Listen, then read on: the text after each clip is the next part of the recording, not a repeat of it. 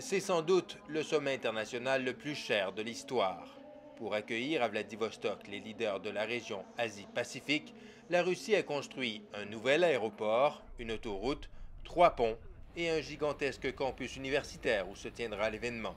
En tout, plus de 21 milliards de dollars investis en infrastructures, soit le tiers du budget annuel du Québec.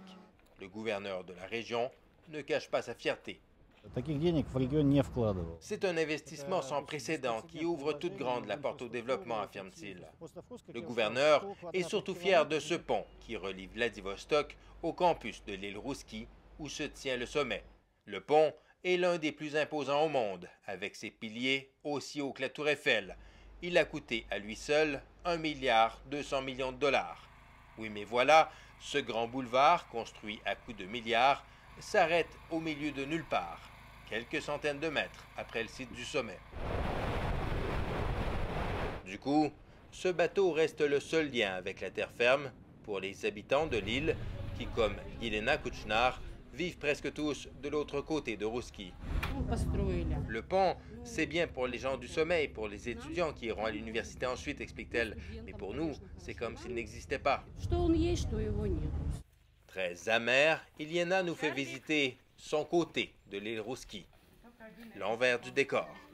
De vieilles maisons de bois reliées entre elles par des pistes de terre en mauvais état. Pas de téléphone, pas d'éclairage public, pas d'égout, ni d'eau courante. Alors, sa voisine Valentina Niesterova passe son temps à transporter de l'eau plutôt qu'à profiter tranquillement de sa retraite. Et si elle n'ose trop se plaindre, elle se demande tout de même pourquoi ses impôts et ses taxes lui donnent droit à si peu de services. Bien sûr, on aimerait de l'aide, mais quand on a demandé des lampadaires et de l'eau courante, on nous a répondu que ça coûterait trop cher, raconte-t-elle. Les 8 millions de dollars que coûtera le feu d'artifice de clôture du sommet leur reste donc un peu en travers de la gorge. J'aimerais vraiment que M. Poutine vienne faire un tour par ici pour voir dans quelles conditions on vit, confie Iliana.